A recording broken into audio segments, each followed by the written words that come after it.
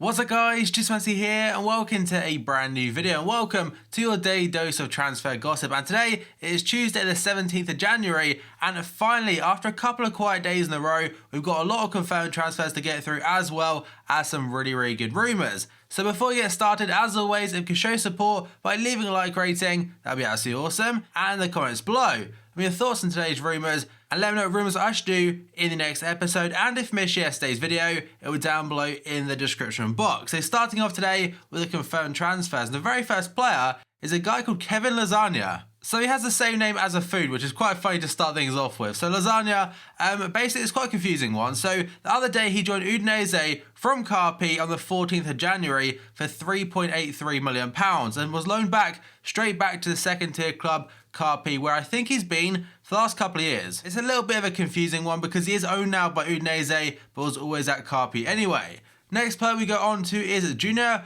Kasara, I think his name is, going to a club in Turkey called, I'll quickly show it on your screen in case I say it wrong. Actually, to save myself some embarrassment of pronouncing it wrong, that's what it is right there. So he's joined that club from FC Schalke in Germany for £2.55 million.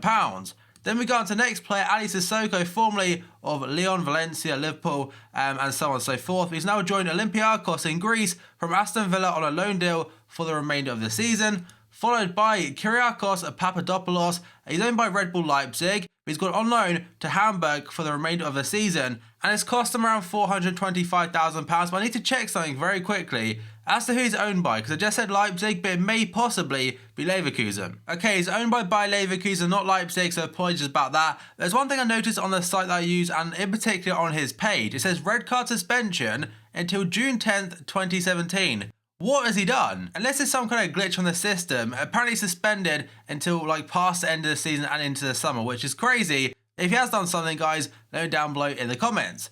Now we go on to Luis Adriano, completely switched to Russia and Spartak Moscow in particular, from AC Milan on an undisclosed fee. And then we go on to Bruno Zuccolini, one of my favourite cards back on FIFA 15 when it was a silver, gone from Manchester City, which is his parent club, to Hellas Verona in Italy, and for the first part of the season he was on loan to Rayo Vallecano. Then we got on to Ian Robben, getting a new contract until 2018. He was going to be a free agent this summer. And there is one more confirmed one, but he's not on FIFA Ultimate Team this year. That is Gael Kakuta going to Deportivo La Coruña from Chinese Super League side Hebei China Fortune on a loan deal. Now we got on to potential rumours, and first up, Chelsea's Patrick Bamford linked to Middlesbrough. According to various different sources, Chelsea is set to make a £8.5 million profit as Patrick Bamford moves closer to securing a permanent move or permanent switch to Middlesbrough, a deal which could be worth up to £10 million.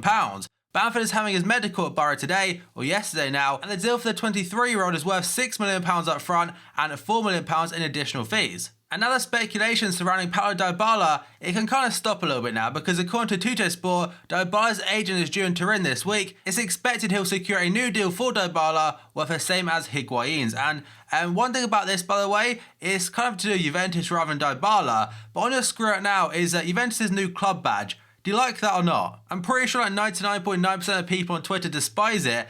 From a graphical point of view, I think it's quite nice, but for a football club, it doesn't really work. Whereas if that's a social media thing, like the actual logo for social media only, Twitter, Facebook, etc., I think that'd work absolutely fine. But on a kit, I'm not sure if it'd look very good, but to be fair, we haven't seen it as of yet. Now we go on to the next player, that is Robbie Keane. According to the Lancashire Evening Post, Championship side Preston North End are the latest club to be linked with former Republic of Ireland captain Robbie Keane, following his departure from MLS side LA Galaxy. And I'm not gonna lie, I thought he retired, but apparently not. He's currently a free agent and potentially on the market. So Preston, they could get that man.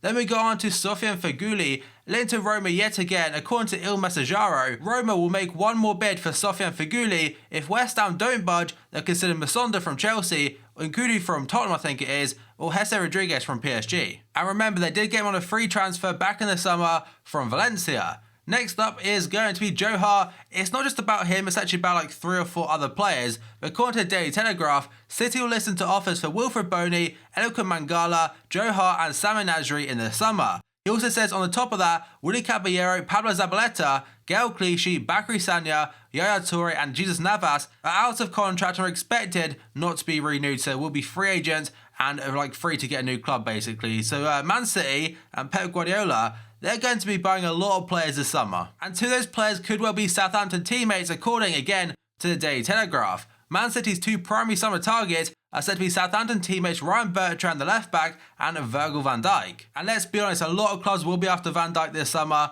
after a fantastic start to the season. Then we got on to Diego Costa. He has been in the news for a couple of reasons, whether that's a training ground apparent bust up or a potential move to China. But according to Independent today, Barcelona are monitoring Diego Costa's current situation at Chelsea and have contacted the striker's camp. Atletico Madrid will most certainly return for the ex-player this summer, as they expect Antoine Griezmann to join Manchester United. So for now, it's a bit of an update, but it's more potential rumours rather than anything solid.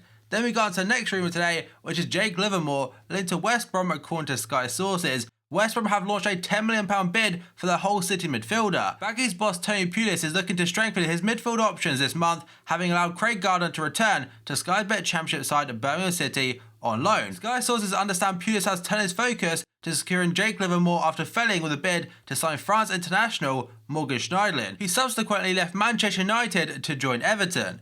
Now we go on to Lucas Biglia. According to Il Messaggero today, Inter Milan and Juventus have both expressed their interest in the Lazio captain Lucas Biglia. His contract is up in just 18 months' time, and to be fair, he has been linked to a couple of moves now to the Premier League, but I think he may stay in the Serie A.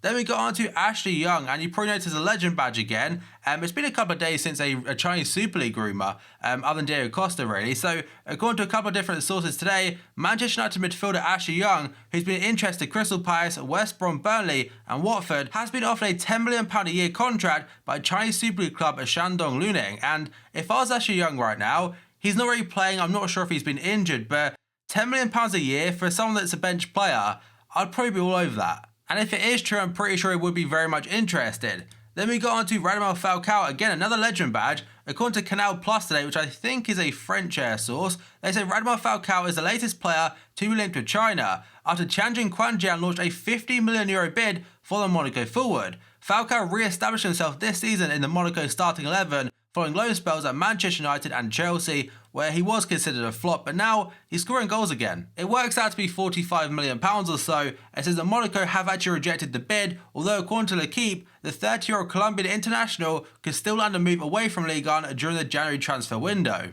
Next up is going to be Marco Verratti, and according to AS, Bayern Munich boss Carlo Ancelotti wants to replace Xabi Alonso with PSG star Marco Verratti. Alonso is 35 years old and out of contract in the summer, and Ancelotti believes his Italian compatriot Verratti will be the perfect long-term replacement for the Spaniard. Ancelotti and Verratti worked together during the Italian coach's time in charge of PSG, and the pair maintain a good relationship from that, and there's no fee mentioned as of yet, although the other day Inter were linked to like a £78 million bid or so, but I'm not sure Bayern would pay that type of money. Then we go on to Dimitri Payet, and I'm pretty sure now the next couple of days will be full of this. But according to Sky sources today, Marseille and West Ham have failed to reach an agreement over the future of Dimitri Payet after a meeting in London yesterday. They also understand the Hammers have rejected a second bid from Marseille for the French midfielder. Sky understand the second Marseille bid for Payet was only £1 million more than their first. The French club initially offered £19.1 million for the West Ham midfielder, but only upped the offer to a region of £20 million for their second. They also understand Payet has been told to report for training with under-23s as of today. Marseille believe West Ham are prepared to sell Dimitri Payet if the price is right. They understand Marseille are also concerned the longer negotiations go on, the more likely it is that other clubs will be interested and trying to sign Payet. Payet will only leave West Ham for Marseille due to family reasons. They also understand Payet has turned down numerous offers from English and Chinese Super League clubs. Now, believe what you want regarding the whole family situation, but apparently his wife and his kids currently now have gone back to Marseille as they're not really enjoying London. So it could be a legitimate reason, but to be fair, none of us really know. And the fun bit then, Marseille are preparing a third bid for the midfielder, and they keep saying Marseille are willing to offer €25 million for the Frenchman. So I think personally West Ham will try and hold out for like £30 million or so, which I think eventually Marseille, they'll probably match it. So a lot going on today in regards to Dimitri Payet and that situation. And the final one today is going to be Pierre-Emerick Aubameyang. According to Bild, Dortmund's board have internally admitted that bids of around €70 million or £61.5 million for Aubameyang would be considered. But Aubameyang has told TF1, for now I want to stay at Dortmund. I think we should stop talking about Madrid. I'm comfortable here. And I imagine as a footballer, the transfer speculation would be very, very annoying, being asked the same thing over and over again. But that, guys, is going to be the end of today's video and all the confirmed transfers as well as the potential rumours. So as always, if you enjoyed it, show support by leaving a like rating. That'd be absolutely awesome. If you're new to my channel, click the subscribe button for daily FIFA content and the comments below. Leave me your thoughts on today's rumours, the rumours I should do in the next episode, and if you missed yesterday's video, it will be down below in the description box. So thank you for watching this video, and I'll see you next time.